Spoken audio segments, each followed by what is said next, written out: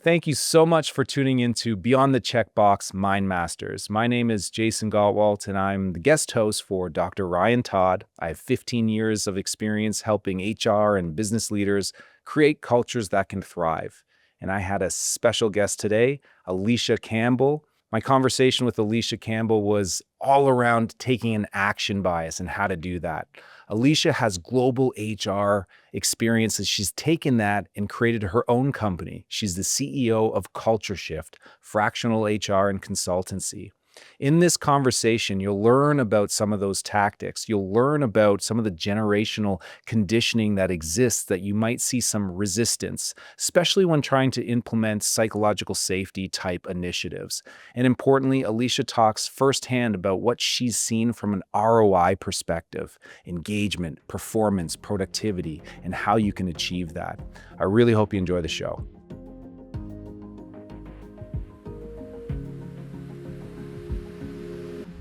So you're an entrepreneur, you are a CEO, you also basically run HR for a ton of companies, and helping them out with great practices. Tell me a little bit about what are you seeing in the workplace today? What's bubbling up? Yeah. Oh my gosh, there is so much bubbling up. I think, well, a couple key things. Firstly, AI is in the workplace and is really starting to be seen as a partner in the way that employees and I feel the way that work is done and the way that we see work and integrate AI into the work that we do. Number two is I'm still seeing a lot of tension around back to office mandates and, work from home standards and that type of work flexibility that a lot of employees are still seeking. And I think three, what we've failed to do over the past few years, especially since the pandemic, is really create proper succession planning and proper wellness programs that help employees feel grounded in the work that they're doing, but also feel safe enough that they can excel and grow within their careers. Okay, really, really interesting, and yeah, I can attest to having a lot of anxiety around AI. What is that going to look like? I'm sure even everyone's bubbled up. Is it going to replace my job or what it might be? Now it's a partner. How can it help me do better work faster or higher Mhm. quality? Which is really interesting. And yeah, that hybrid piece of, and we're seeing some employers like, hey, it's back in the office 5 days a week. Others, it's completely remote. Others, it's most are hybrid, I think. Mhm. But the dynamic of keeping that culture, making people feel safe, and really coming out of the pandemic, how to support people. I love that. So it's really interesting. Culture shift. Your business that you're running, fractional HR services and inclusive AI compliance, started in. Tell me a little bit about that journey. What what made you that one day? I was listening to the podcast. I one day just say, you know what? Now's the time. I'm going in full steam ahead. Yeah. The voice, I couldn't ignore the voice anymore. It was started from a whisper and it was just a loud shout by the time I got by the time I started the business. I've always been an individual that when I'm faced with opposition, if I don't see a door, I create my own.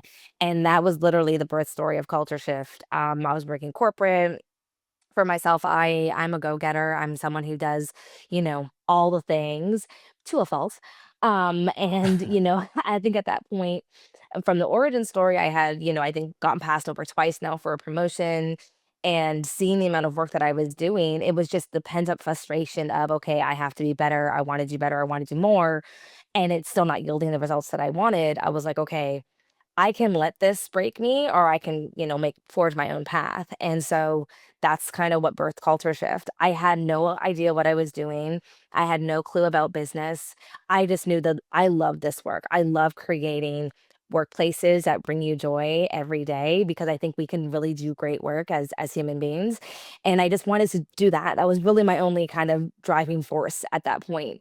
And yeah, one literally, I think a week later, I got my first client. Just circumstance on LinkedIn. Someone made a post, I replied, and the rest was kind of history. And so that's kind of how we got here. And it's I wish I could say I followed a book or I did a course or I no. I just really got pissed off one day and decided that I wasn't going to take no for an answer. I love that. We often talk about anger being really in its essence. a constructive emotion, can be Mhm. constructive, could be destructive as well, but it can be very constructive.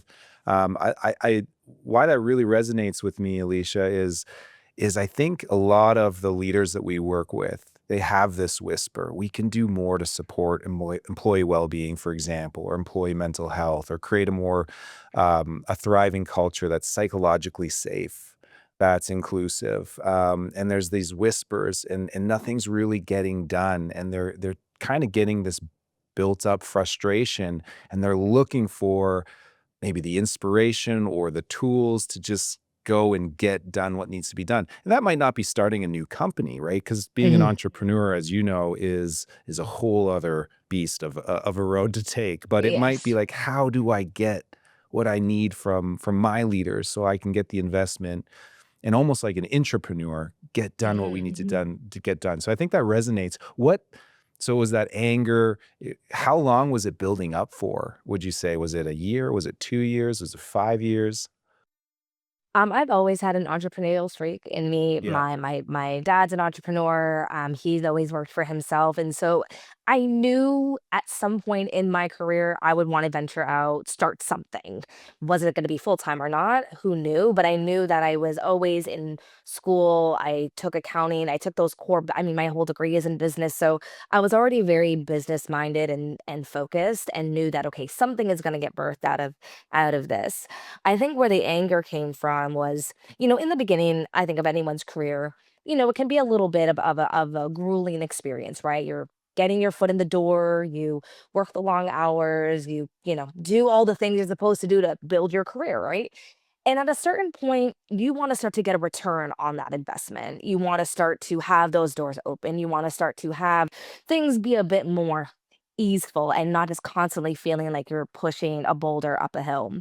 And for me, that's kind of where my crossroads was I was about, 7 years into my career. I knew what my end goal was. I was like, I want to be a chief HR officer, at a large multi-million or billion-dollar company. I want all like I had a whole vision. I'm that type of person. And so for me, I'm like, okay, I'm doing the path. I'm like, okay, this job, then this job. I was always very strategic where I moved companies, the timeline I was at companies, and just making sure I was constantly evolving. And when the timeline for me came of like, okay, what are you going to do? It was not only just my career that was asking for more, but my like identity as a human being was asking for more, which is really, really scary because at a lot of times when we come to these decisions, you can keep doing what's comfortable, or you could do something that literally burns down everything that you've ever known.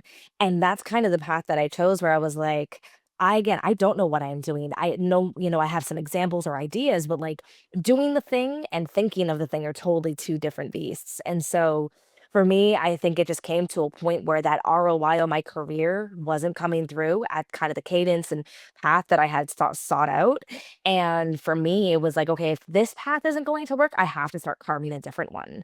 And that's kind of how everything kind of unfolded. And I've noticed that pattern in my life. I'm a person where I start to see signs, I maybe ignore them, and then I'm like, okay, it gets to a point where I can't no longer again dim down the screaming voice in my head. I gotta kind of forge ahead or face the reckoning of myself of what are the decisions you're making and the outcomes you're really looking for. Okay, that's beautiful. I love that perspective. I think that's going to be helpful for a lot of people. It's helpful for me to think through, okay, I'm seeing the signs. I know I want to make some change.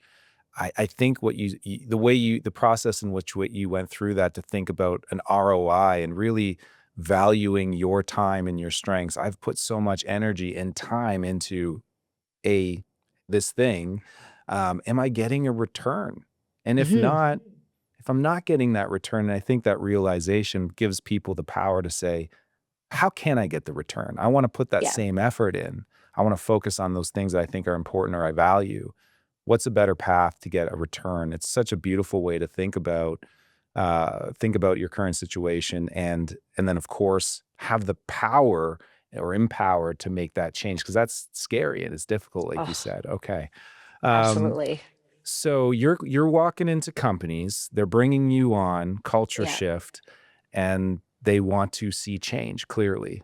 What are the Mhm. main reasons customers are coming to Culture Shift today? What's bringing you in to make that difference for their organization, opposed to hiring internally, or even using another fractional HR organization?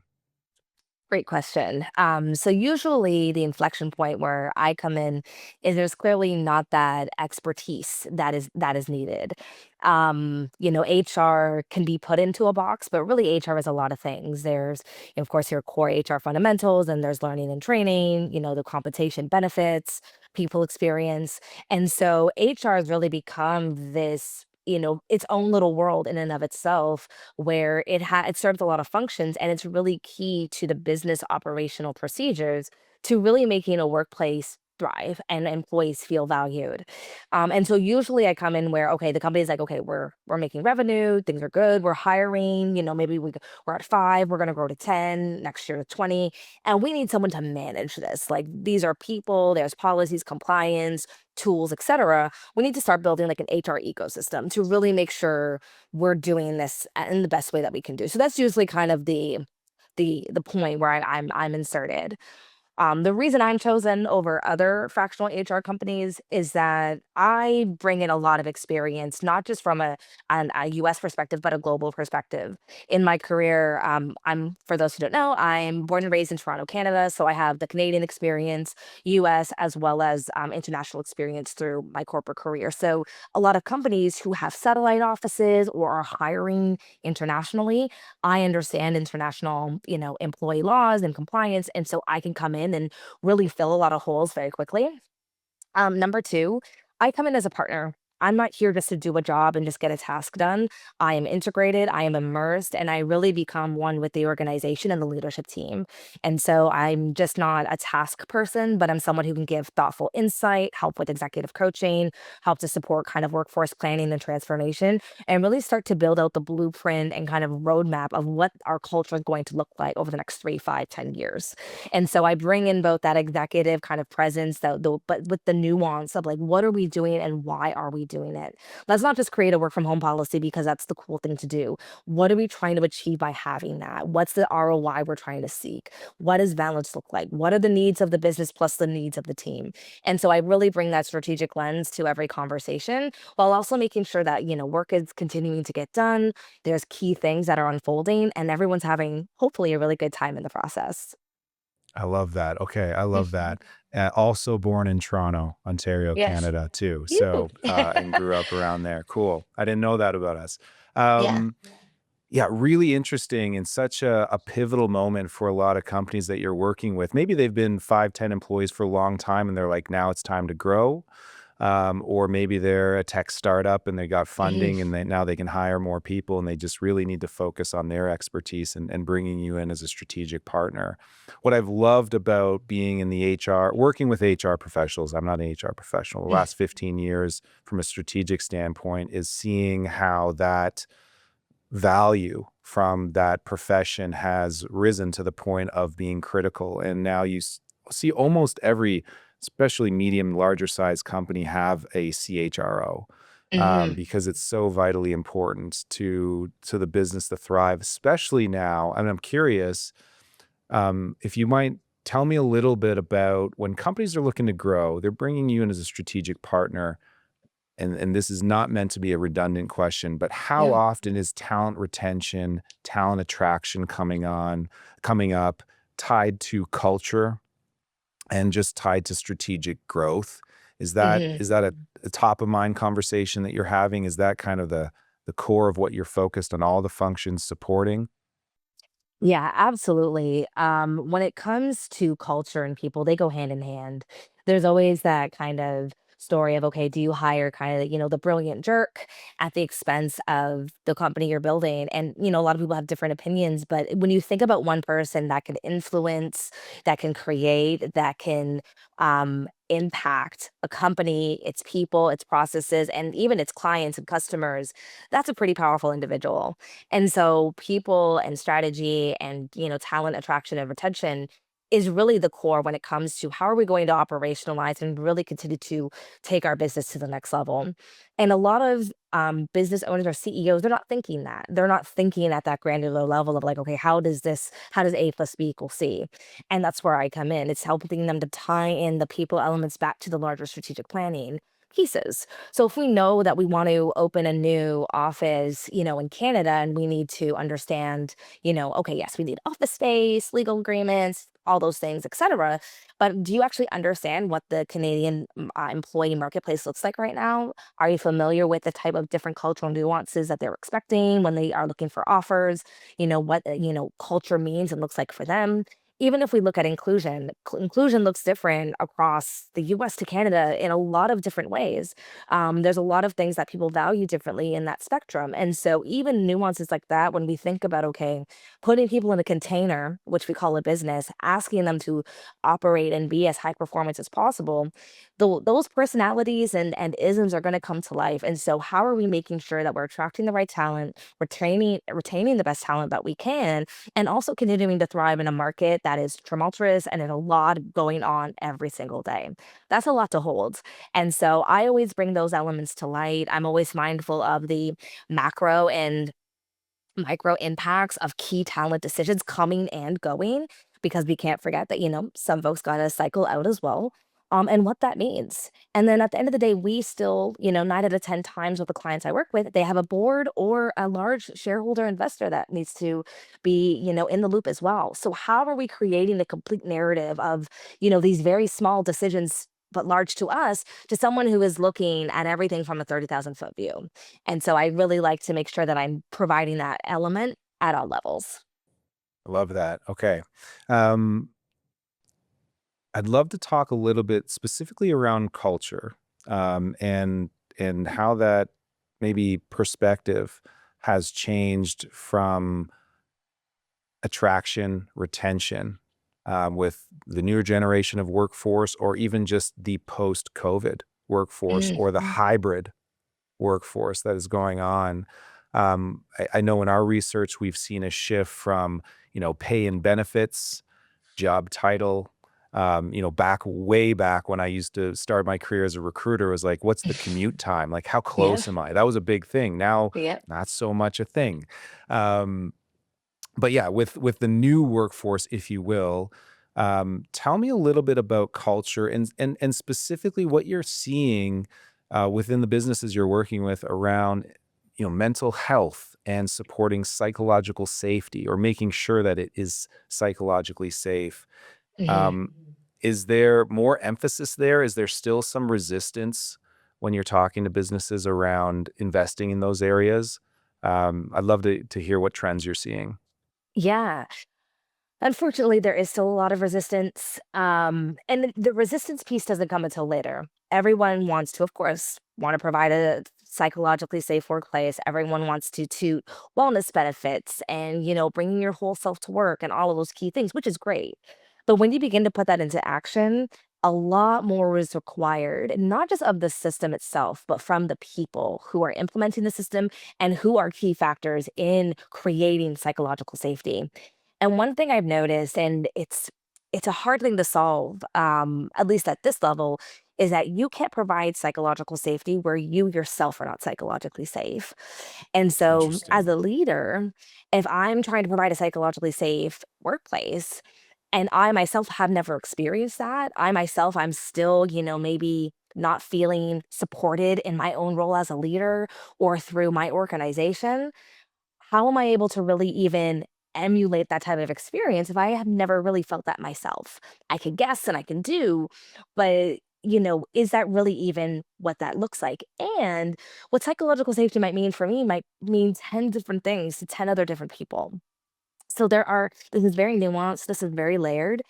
I think though the desire to learn more, the desire to put systems in place, okay, let's figure this out. We might stumble, we might, not get it right the first time, but let's start, is always the best step.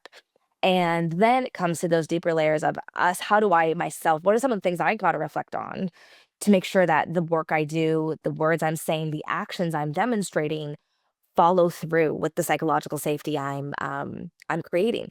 Because the word says it in itself, psychological safety. It starts with your mind. It starts with your inner being.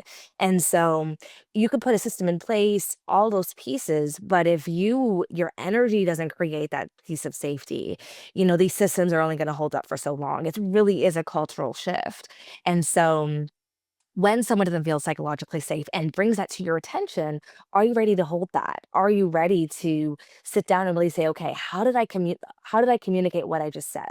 Could I have said it differently? How did that maybe trigger something that this a person experienced maybe 5 years ago that had absolutely nothing to do with me, but just by our interaction, it brought up, a previous, you know, trauma for them that that's now coming through. Like all of these things and all these pieces, and they happen within microseconds. And we think someone's disgruntled when really they just haven't healed from workplace bullying that happened 5 years ago. So you see how deep this could go and how quickly something can go from 0 to 100. And so I think we have the right appetite. I think we have the right curiosity, but a lot of work needs to happen. And is the workplace the right container for this work to happen? Where else and how else should we be providing these supports so that again the full person is feeling that safety? Okay, that's really, really interesting. I love the realization that okay, it does start from the top, right? It does Hmm. start from the top with leaders. Not necessarily, but it's everyone's responsibility because everyone has had all their experiences from the past, right? And Hmm. we're working now together as a team toward rowing in the same direction, hopefully. But we're individuals. We have our own experiences, our own skills, our own abilities. So it's everyone's responsibility to create an environment where we can thrive, where we can take risks, where we don't have to fear Hmm. retaliation. But it does start from the top. But it sounds like, which is exciting, there's not a disagreement that that wouldn't be a good thing. It's Hmm. mostly like, I don't know what it is, or I don't even really know how to get it going. So it sounds like Yes. leadership training and awareness might be a cornerstone of really starting to see that cultural shift. Would you agree with that? Yeah. Okay. 100%. And and that last piece that you said was I'd love to jam on this a little bit. Is the workplace the right container to do that work? Can you expand on that a little bit, maybe on both sides, or what would Yeah. be a in addition to the workplace, what else can organizations start to think about to support their folks? Yeah, no, I love that question. And you highlighted it as well. It's that, the workplace, although important, again, whether that is hybrid, in office, or totally remote, is a portion of our life. A big portion, but it's one element of it. And so what else externally should we be doing as individuals to really Ah, I see what you heal mean. and Okay. start to see? And so if the workplace, yes, should help and support, but work has to happen outside of the 9 to 5 framework. And with that, is it coaching? Is it therapy? Is it, whatever that is for that individual? But I think understanding that when we come into the container that is work, whether we think we're bringing our whole selves or not, we're bringing all of us. And so all of those pieces interacting with other personalities, other systems, other protocols, etc., plus however we see our identity, you might get something different depending on what type of day it is. And so I think it's important to understand that when we say bring your whole self to work or be authentic, we really need to understand that one, authenticity isn't something that is natural to everybody and or safe for folks to bring into their workplace. And I think two, that becomes more of a human development piece that yes, the workplace can support, but also we should be hopefully as human being able to try to create that for ourselves as well. And I totally agree from the top down because leaders emulate and create that safety. And if there's a break in that chain, then unfortunately that has a ripple effect as well. And so I think your wholeness and your wellness comes from work as a support, but also needs to be supported by other means just throughout your life in general. Okay, wonderful, wonderful. Thank you Yeah. for diving deep there. I couldn't agree more. Individuals, we have to do the work. Yes. Really, that only we can do to either heal from the past experiences or continue to build our tool set and our tool belt, if you will, so Hmm. that we're set up for facing the adversity that we might face in the future. And the workplace can be a great training ground or a place in which we're practicing that or an environment where we really feel like we can continue to thrive, but that's only about half the time that we're awake. Exactly. So tools and resources to help folks there would be fantastic. Um, you do a lot of work with organizations. Um, I'm sure across would you is across a bunch of different industries? Would that be yeah, and then you have Yes. organizations at different stages of maturity when it comes to creating cultures that can thrive. Maybe would you mind explaining like organizations you come into where it's not the greatest culture. They really, yes, they need the compliance, but they need a lot of work on culture versus Mhm. organizations that you come in and they're doing things well, or Mhm. you've been working with them and they've really made that culture shift. What's the difference from a productivity standpoint, a performance standpoint, um, even just to build the business case and why we have to take these baby steps toward creating an Mhm. inclusive and safe and thriving culture? Oh, that's such a great question. There's a big difference. I mean, keys off the top, employee engagement. And when I say engagement, I'm just not just saying the work. I'm saying how they actually show up. You can tell when someone's literally clocking in and clocking out. You can tell when, they're there physically and checked out or they're really engaged, when you interact with them. So that's always clear when a culture has either doesn't exist or it's on that spectrum of becoming toxic. Um, Productivity is at 50%, because people Oh, are just doing wow. the bare minimum to kinda, Yeah. not get too much attention on them, but also get the work done. There is a lack of, I don't know, synergetic flow. For example, like say there's a big project coming up or a big deadline. All right, everyone on board, all hands on deck, let's get it done. And people will jump in a good culture. They'll be like, okay, I'm gonna come to work early or I'm gonna stay late. Like I will figure it out, but I know this is important and I'm gonna do the work. Other folks literally 4:59, they're offline, out the door. And so the business suffers because things that should be taking maybe a couple days or within a certain timeline, they take months to get done or completed. And so the business becomes stagnant. And you come in as a consultant and you're like, it shouldn't be this hard. We got some rust that's kind of accumulated. We got to clean this stuff up. And you you really start to look underneath the hood and you see the lack of consistency, lack of communication, lack of policy, just lack of clarity of what we're doing and why and the impact beyond just do this job. How does this all come together? What's the bigger plan here? And so when I come to a company and they have, a more well-oiled machine, yes, it definitely makes my work better because I'm working with a team and a company that if I, create something, it gets activated in the best possible way. And we start to see that ROI really, really quickly, whether that's creating a new employee, merit program, a succession planning plan, or like roadmap, or even creating like how we're revitalizing a lot of mentorship or like internship programs, right? To help with up and coming talent. It's just the energy is different. You do feel more invigorated coming into that workplace. And you can even tell that virtually. Cameras are off, no one's really engaged in the chat. People aren't asking questions. It's kind of just, singing to an empty auditorium. But in a workplace that's thriving, the chat is its own party. People are just engaged, they're asking questions, there's little jokes, inside jokes happening, like, Love that. because they're there, they care and they are having fun in the process. Um and I would say for companies that might be on that other side where they're like, yeah, we're not there yet and we're kind of scared to look under the hood, I would say don't be scared because once you get through this process, once you start to see what is going on and the why behind it, it just makes it that much easier to clean up. And then you begin to see how much easier things can be. You begin to see what kind of, excitement and anticipation you have for work again and really the business once things start to get cleaned up and get better realigned. So it's not always easy, but I say do the hard thing because the end result is really good. Okay. Yeah, I think that that's beautiful because that really just gives the essence of the workplace. It's not hard numbers. It's like, listen, if you want a business to thrive, what do you need?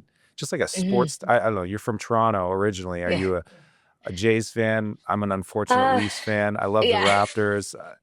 Right? I Sure. mean, if leaders said, "Hey, what if I was a coach of a sport team? Like one player is not Mm, going to make the difference. It's not going to give me the yeah, championship. I need this team to gel, to support yeah, each other, to take yeah, risks, to give each other feedback, to communicate, to follow my lead." I mhm, mean, if you want your business to thrive, you need people to work together really well. And if they're just clocking in, clocking out because they're yep, fearful of bringing their full self and authentic self to work, or for whatever reason, that there's just that rust. I like that. There's just a yeah, little bit of rust here. We got to kind of do an assessment, figure out yeah, what's causing that rust, and we can there clean you it go. up. Then, like you're saying, you want that next initiative and you want to continue to optimize and level up. Um, you're going to activate these things. I think that's beautiful. It's that foundational Mhm, work or looking under the hood to really get that motor engine going fast. And some signs. What other signs and signals might you see? So you come in and you see the chat just happy, positive, yeah, people supporting each other or being very direct and no one's getting mhm, frazzled with that. What are other some signs you immediate so you walk into a workplace, yeah, virtual or physical for the first time. What are some things that you might look for right away before you see any data, before you have mhm. interviews with folks? Is there any other signs that kind of say, okay, ooh, I better check into this? Yes. Really faces, like, what am Oh, I, interesting. faces, are people smiling? And I don't mean like, Disney World smile, but like, do they have a happy, temperament to themselves? Do people look grumpy? Do they look upset? Do they look frustrated? That's definitely number one.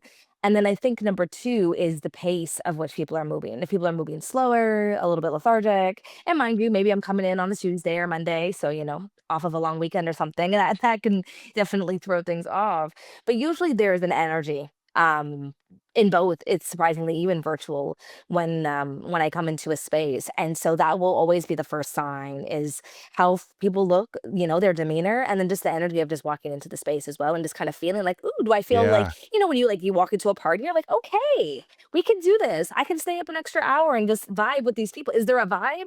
Or is this like, ooh, yeah, I gotta make my way to the exit. So our that's bodies can tell. Our bodies can right. tell. No, that's very few people are skilled enough to control their body language, which might be Mhm. different than the way they're feeling. Very few people. They're like Mhm. Secret Service type people. Yeah.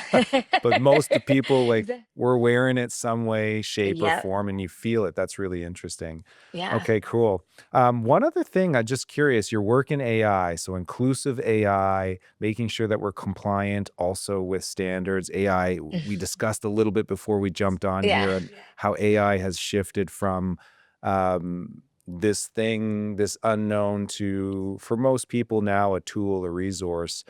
Tell me a little bit about your work in AI, inclusive AI. What does that look like? And what are some of the fears, doubts, concerns that organizations still have about Yeah. adopting AI into their workplace practices? Yeah, no. So the work that we do around AI is really kind of twofold. So we do work with AI focused organizations that have AI as part of their own infrastructure, their own products, services, etc. And so I'll come in and I'll look to make sure that the way that their AI tools or protocols are interacting or engaging with their customer base is inclusive, from the policies to even working with the tech team, the algorithm, how it identifies and takes in certain data and what it spits out, or what it's optimizing. And then on the flip side, how do we make sure, if you're, say a service-based business and you're using AI tools, how are you using them, by creating policies that work for everybody? How are you making sure that it aligns it with your inclusive practices and that it's a tool that works for everybody? More tools are becoming more accessible, friendly, are starting to be mindful of different demographics and different elements, to different people who could be using it. But how do we make sure those settings are on? How do we train it to make sure that it's aware of our workforce makeup, the tools that we need it to, or the outcomes we need to use it for, and that it's giving us the right data and the right, outputs so that we can use that and put it to good work. And so we'll come in and kind of do an assessment and then make sure that those key pieces, protocols, and checks and balances, are in place. And when what we're seeing with to your point of like, potential, people feeling still fearful of AI, is that AI is here to stay. I think that's very clear to a lot of workplace organizations. Well, the one thing you want to be mindful of is the longer you wait to integrate it, the harder it's actually going to be. because we're already using AI in our personal lives. Every day it's being integrated into something else. If you delay the workplace integration, you are going to have to undo all those bad habits that folks have just, grown accustomed to over the past few years of using these very advanced tools. So when you want to come in and put a policy in place where, okay, maybe things with confidentiality or privacy or things that we don't want AI to have an influence on, you're potentially telling someone, okay, you now need to change the way that you work when they were probably already working in this way before you put this policy in place. And so it's really about this relearning and reskilling on when to use it, how to use it, what integration really looks like, and people getting frustrated because they've integrated it so much that they just think they can, well, I use it in my personal life like this, and I'm gonna just use it like this here too. But unfortunately, that's not always the case. And so organizations get really frustrated because they realize there may be data leaks or information compromise or things of that nature. Where, oh wow, AI has been more of a third employee than more of an assistant. And so it's really then opens their eyes and trying to see, okay, how do we now clamp this down versus how do we remold this? How do we reframe this? Obviously, folks want to use it. How do we make sure we're using it the right way? We're either using the right tools with the right protocols in place as well. Okay, really. So not all Mm. AI is built equal and Correct. inclusive, and for the AI buyers out there, which is a lot of the HR community. There's so much AI built into a lot of HR software these Mm. days, asking some good questions Mm. around, is this compliant? Does this make sure and protect the privacy of our folks? And is it aligned with best place or gold standards of build, so that you have the confidence when you Mhm. deploy it, that it's going to be useful for you and your function, but also safe and impactful in a positive way for the workforce. A lot to work through and a lot of nuances. I'm sure you're working with your customers around. Yeah, AI is here to stay, and I think that people get it. I Yeah. think you made such a good point. And sometimes when we're talking with employers, there's this hesitancy. Is like, I don't know if, let's say, this is like 5 years ago. I don't know if all of our workforce use apps. I'm like, they probably, like, everyone has like Yeah. 17 to 40 on their phones right now. Like, don't be so fearful of an app. Yeah. Exactly. Or that might be the app question. I'm not, or if everyone has a smartphone now. It's like, I don't know if our people are ready to use AI. They're already using it.